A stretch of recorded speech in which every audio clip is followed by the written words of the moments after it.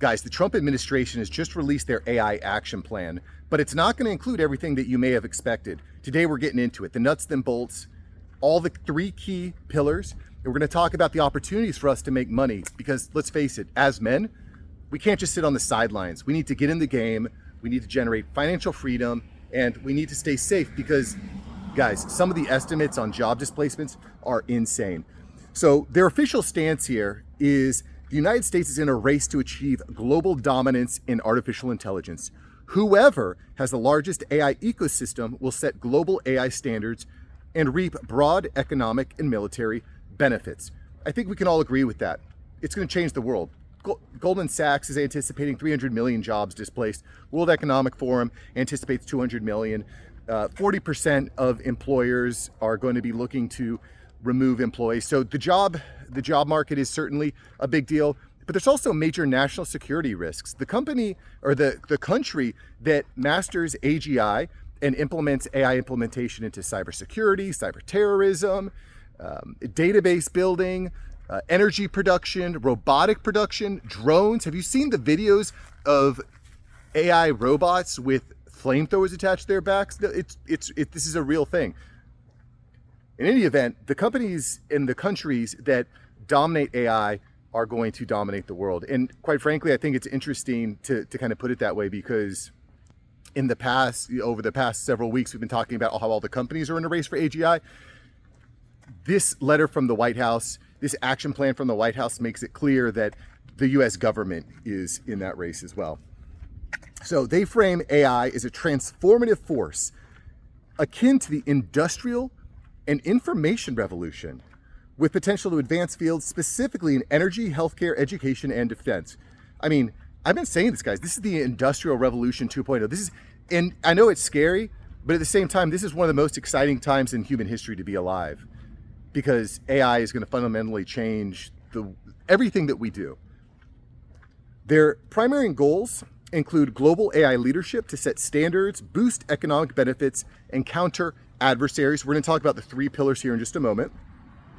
And their guiding principles are centered around American workers, ensure that AI is bias-free and aligns with American values. And lastly, to prevent technological theft or misuse, which all those guiding principles sound great. Those all sound great. Now, is this just political speech? Are they just over-promising and they're going to under-deliver? Is this Epstein Files 2.0? I don't know, but I like where they're headed. And love them or hate them, I think this is all this planning makes sense. Let's kind of get into what the three pillars are. And we're going to start with the first pillar of the AI action plan, which is accelerate AI innovation. Accelerate. They're going to focus primarily on private sector innovation by reducing regulations and promoting open AI models. Love all these things. I love that. Let's empower. And guys, I just want to kind of give my own personal opinion here. Generally speaking, I don't love government getting involved. I'm more of a capitalism, open markets, free trade type of guy. However, I do see the government is serving an important role to protect its citizenry, specifically on a national defense side of things. And AI definitely, as we mentioned, creates a lot of national defense threats, national security threats. But there is also the problem with jobs. And I will be quite frank here. I don't expect anyone to save me. And I don't think you should expect anyone to save you. I don't think your wife is going to care when your job is lost or when your business goes under. Your wife's not going to say, well, let's just ask the government for UBI or whatever. We have an obligation to our friends, our family, to our communities to provide, and that's going to require us to upskill, learn new tasks. I don't expect the government to save me. If the government's there to provide relief, that's great. And we're going to talk about some ways that the administration is planning on providing relief in just a moment. We're going to get there in just a moment. So how are they going to go about this first pillar, which is accelerating AI innovation? The first of which is they are going to be removing red tape. Specifically, they're going to be rescinding Biden's Executive Order 14110, and they're going to unleash private investment and review federal and state regulations. And I'm sure there's going to be carrots and sticks, but one of the carrots is they are going to work with the Office of Management and Budget to tie funding to innovation-friendly states. So if your state has a ton of red tape, if you're living in a state with tons of red tape and it makes it difficult for AI and for builders to build, you're not going to get the same carrots that states that are more open. In fact, I actually recorded a video about this. I'll put a link to it here. But I recorded a video about this a couple weeks ago about which states are the most AI friendly or not. And if you're paying attention to stocks, if you pay attention to the job markets, being an AI friendly state is going to probably result in a boom, at least with this administration. We'll see what happens with the next one. But the administration does really want to focus on reducing barriers, specifically in sectors like healthcare and energy. Those are some of the places they really see barriers there. And, you know, you look at things like the Green New Deal and shutting down the pipeline, I think it was the Keystone pipeline that was shut down. We live in this world now where, you know, no, we don't want to bulldoze forests and burn up the entire world as we build buildings. But at the same time, you're not going to go to like zero carbon emissions in the next couple of years. It's just not reasonable. Like, people would be freezing to death. I'm not going to get into all that. The reality is that the Trump administration wants to unleash American energy, and he's said that since he was running. Drill, baby, drill. In any event, and we're going to talk about how that's actually happening right now in just a moment. We're going to talk about that. Okay, so focusing on Pillar 1, accelerating AI innovation. They also want to promote free speech, avoid ideological basis, remove DEI, or misinformation mandates. This is kind of a complicated one, but I will say it like this. There's a reason why mainstream media is dying and more people are off that, because quite frankly, we felt like we've been lied to for years. And you might say, well, the Trump administration lied, or this lied, or Fox News, CNN. I don't trust any of them anymore, and it's a problem. And while I believe that all human beings have value, we are all made in the image of God, and regardless of where you come from, regardless of your skin color, it doesn't matter. You have infinite value, immeasurable value. Okay? And as such, because we're all created equal, no skin color is better than the other, I think that DEI has gone completely off the rails. That's probably a soapbox for another video. But we need all human beings to be treated equally, regardless of skin color. So I subscribe to, and I say this to my kids all the time, you know, we do not judge people based on immutable characteristics. We judge people based on content of character, period, full stop. And, you know, where they say, you know, and again, I can see the argument for DEI in some cases, but to where it's gotten away from that core concept of judging people based on merit and character. And we don't want that to be infused by any means into AI. And in fact, there was a great example of this when Google Gemini dropped their image generator. It was earlier this year, maybe late 2024. Anyway, they released this image generator, and if you asked it to generate an image of George Washington, it would give you a black man, which, okay, maybe in an alternate history, but the problem there is that you're not getting accurate information, because George Washington was not, in fact, a black man. So again, you could write something like Hamilton, which is a very popular play. Anyway, regardless, I'm getting off the point. The reality is that we want truth, we want accuracy, because the more accurate the data that goes into AI models, the more effective, efficient they are at creating solutions and solving insanely unbelievable problems and challenges in scientific discoveries. I believe that we are about to hit a boom that is going to completely transform the world. I mean, AI could figure out teleportation or warp drive technology. And you might say, Mark, that's insane, that's crazy. But is it? Is it? There's stuff that we have today, like the fact that I'm able to record a video like this and upload it to YouTube and send it to millions and millions of people across the world. If you told someone 100 years ago that this would exist, they would have looked at you like you had 4 eyes.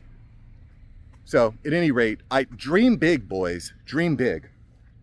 Dream big. Okay, so we talked about free speech. They are going to leverage the National Institute of Standards and Technology to update their AI risk management framework. They are going to encourage, the administration is going to encourage open source AI and work together with the NAIRR, the National Artificial Intelligence Research Resources, so that businesses and researchers can leverage for free or subsidized access to resources, funding, and tech partnerships. And I think this is important because if you're a small business and you need to incorporate a very well-trained training model, AI model, this might be a good resource for that. We'll see. We'll see how that is executed. I think it's a great idea. Will the execution be there? I don't know. The government tends to suck at everything, but we'll see if they can pull their act together. In any event, open source AI, I think, is a big deal. Zuckerberg has been pushing that with Llama. I think that the more minds, the more different ideas you put together, the better your outcome is going to be. They want to empower American workers. Again, we're still on pillar 1 here. There's 3 pillars to get through. We're on pillar 1 here with accelerating AI innovation.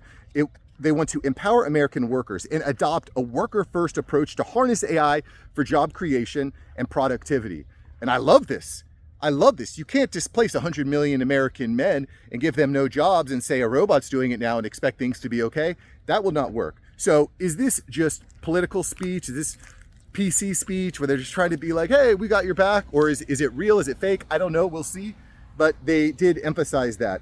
They want to prioritize AI skills and education, guidance for tax-free AI training, which would be great for employers if you want to upskill your staff. Okay, there's tax-free benefits there. The Bureau of Labor Statistics studies on labor stats. Great. I mean, that's table stakes. Establish AI workforce research hub. Hopefully better than LinkedIn, because gosh, LinkedIn is the worst. I'm not going to go down the soapbox, but I actually recorded a video on this too about how AI is completely dominating the internet. I'm going to put a link to it here because I think you'll find it fascinating. But if you go on LinkedIn, you are seeing posts created by AI, responses created by AI, and God forbid you go into your DMs, which is all completely AI. It's unbelievable. You got to check out that video. It's crazy when you start looking at the numbers about what percentage of the internet is populated by artificial intelligence and bots. Crazy. Anyway, they want to create workforce research hub within the federal government.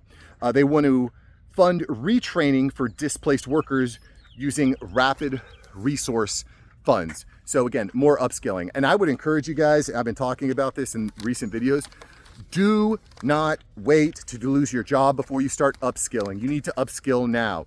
You need to learn these tools, use these tools. And I actually had an interesting debate with a friend of mine just earlier today, whereas I'll tell you what his point was, but my belief, and I mentioned this yesterday, was that you should not be trading your time for money. You should be trading solutions for money. So what does that mean? That doesn't mean clocking in, clocking out and doing your job as is. It means going into your job and saying, how could I solve this problem more efficiently and more effectively? Because that's what's going to keep you employed in your current position. That's when it's going to help generate more cost efficiency for your company. You're going to make more money as an entrepreneur, as a business owner, because you're leveraging these tools to be efficient. But that's going to be, if you're an employee, whether you're an employee or employer, you can go to future employers or clients and say, this is the problem that I can solve. So don't focus on trading time for money. I want to focus on how can I solve this problem faster, better, and more efficiently.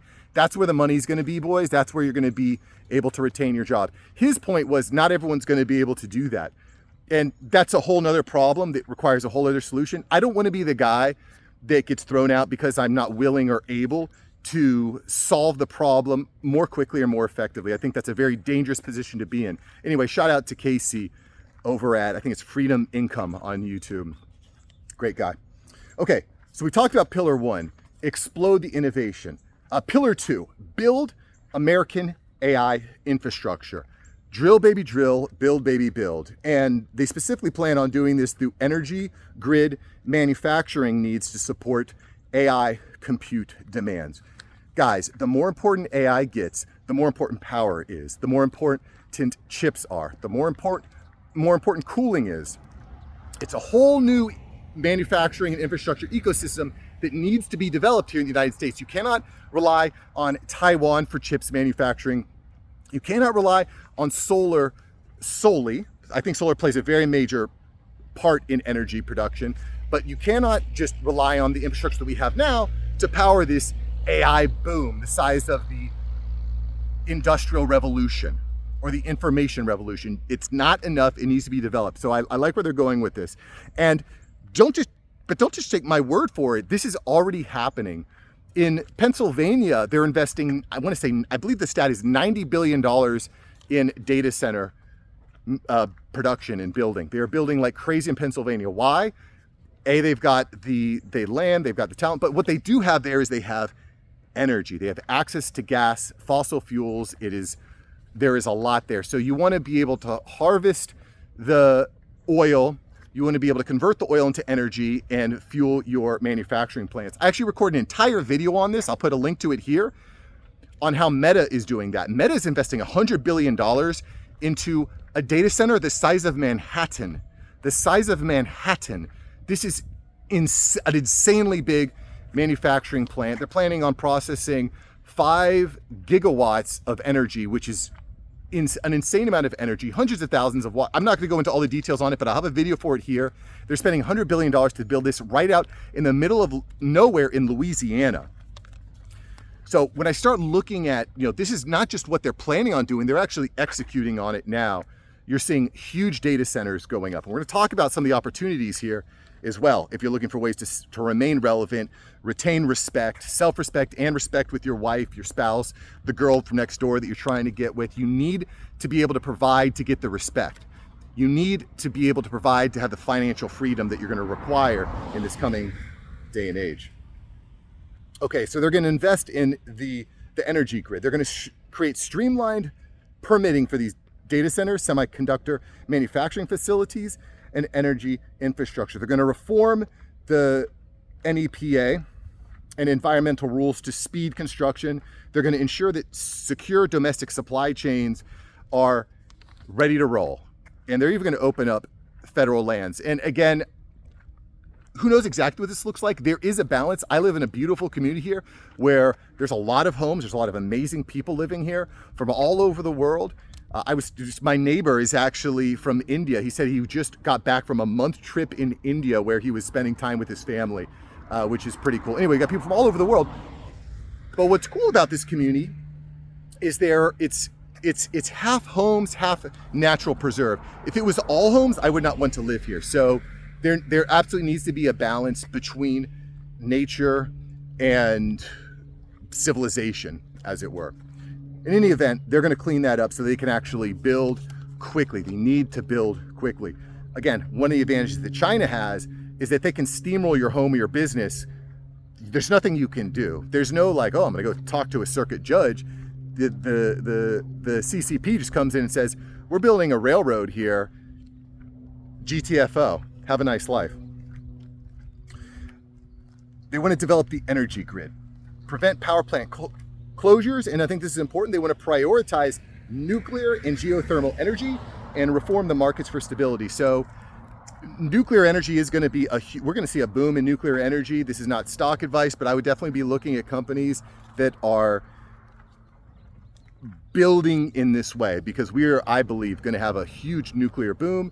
Talking again about China. China's already doing it. They're all in. They're building tons of nuclear facilities.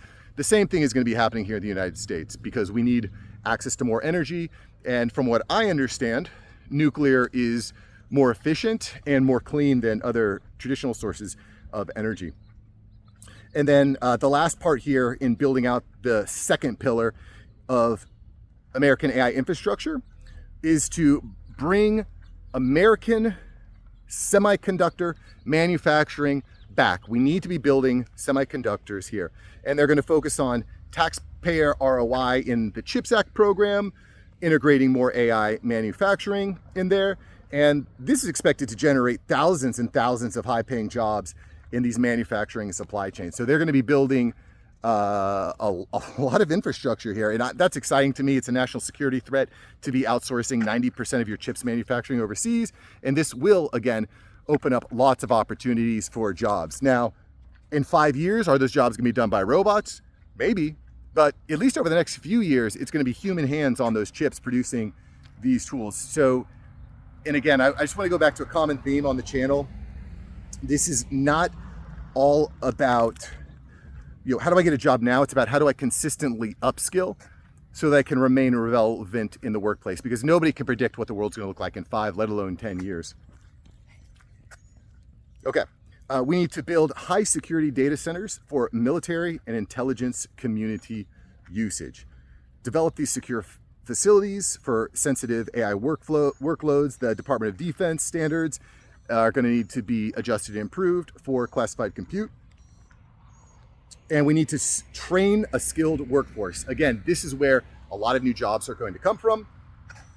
You're going to need electricians for data centers, huge need for electricians, plumbers, HVAC, roofing, construction, all of that. There's going to be a huge boom.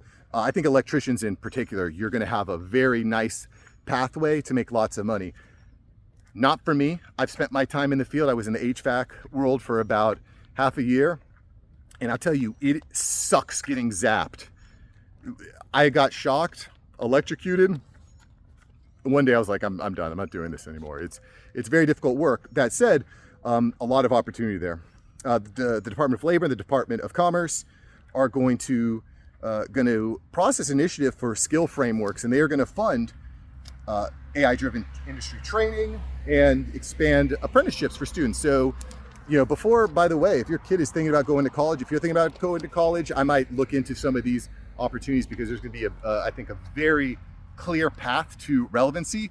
Whereas the traditional white collar go to school to learn how to be a CPA or an attorney, a business manager, I think that's a kind of a risky way to go, because we just don't know how those industries are going to look in 5 years. So you're going to be paying a lot of money for curriculum that is probably outdated.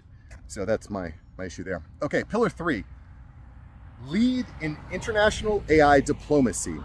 We want to be, America needs to be number one when it comes to diplomacy, exports, and leveraging the security to promote American AI dominance globally while countering adversaries. And we've seen themes of this throughout today's video, but how are we going to get this done? So the Trump administration plans to export American AI to allies and partners, to offer AI full stacks to alloys, and team up with the Department of Commerce program for industry proposals. And it's not explicitly mentioned in the AI action plan, but one of the things I think is interesting is Trump has really put these tariffs on the table. And when he first released, I was like, I don't know about that. I'm a free trade kind of guy. You're talking about tariffs. But if you're saying to countries like, hey, if you do business with us for AI infrastructure, we'll lower or eliminate your tariff, it's a nice carrot to dangle. So the tariffs are they create an interesting dynamic when it comes to sticks and carrots. In any event, I think that's interesting. Counter Chinese influence, of course, strengthen AI compute, prevent adversaries from accessing US technology, plug the semiconductor loopholes, encourage allies to adopt US styles, controls, and systems. So we've kind of talked about all this. It all plays a role. One of the things that happened this past week was NVIDIA got the green light to sell an older chip models to China, which is interesting. On one hand, you're giving a global adversary the ability to develop their AI computing more rapidly. On the flip side, you're also making them more reliant on American chips. So how does that play out long term? I don't know. We'll see. But the plan of the current Trump administration is to basically become a linchpin, a keystone when it comes to AI amongst the globe. You cannot really operate well in the AI world unless you're working with the United States. We need to be a major part. So what are the job impacts? The positive impact, AI is projected to create many highway jobs in many emerging sectors, and we talked about them: semiconductors, data centers, AI infrastructure trades. But there's also going to be negative impacts, and this is a little bit more blurry, but companies like Goldman Sachs are saying 300 million jobs are displaced. So, I mean, there's a pretty big deal here. The Bureau of Labor Statistics is going to track that, obviously, and there's estimates saying that AI could replace 10 to 15 million jobs. I mean, we're talking tens of millions, maybe hundreds of millions. We just don't know. And whenever I see a stat that's projecting out 8 years, I'm like, the world is going to be so different in 8 years. If you can project out just 6 months, that's impressive. But if you've been following the trends on this channel, I talked about this just yesterday, Amazon laid off hundreds of employees. Just last week, I'll put a link to this last week. This is pretty insane. Microsoft has laid off 10% of their workforce, and they're outsourcing to AI and Indian workers, which is really fascinating. You definitely want to check out that video. So it is happening. But what can we do as individuals and as business owners? How can we adjust? What can we do? And we need to act now. Well, as individuals, we can focus on education. We can work with our employers to find reimbursement opportunities for AI training. Hey, the government's offering this reimbursement program. How do we leverage that? I can get training, I can upskill. This is what I'd like to do within the organization. Taking a proactive role, being a doer rather than an order taker is going to be, I think, really important. You want to make yourself known as the guy that solves problems in your company, not the guy that shows up, clocks in and clocks out as soon as 5 o'clock hits. And I get it. It's, you have a family, we have all this stuff that we need to provide for. At the same time, you need to be able to solve problems efficiently, and you need to make sure everybody knows. So going to your employer proactively and saying, hey, I want to upskill. This is what I'm thinking about executing on. There's this program I can upskill. What do you think? I think that's a smart way to go. Make your employer invest in you. If you are displaced, you can use the Department of Labor for upskilling.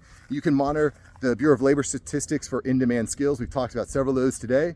And then try to put yourself on a high growth path. Semiconductors, data centers, AI infrastructure. These are all there's going to be explosion of opportunity here over the next 18 to 36 months. Explosion of opportunity. And there's going to be other ways to support them too. You don't necessarily need to be in there, but there's going to be a lot of opportunities that surround these jobs. It's kind of like you go to a shopping plaza, and the shopping plaza may have a movie theater, which drives a lot of attention. A lot of people go there for the movies. And then there's all these restaurants and kind of bars and hangout places around that.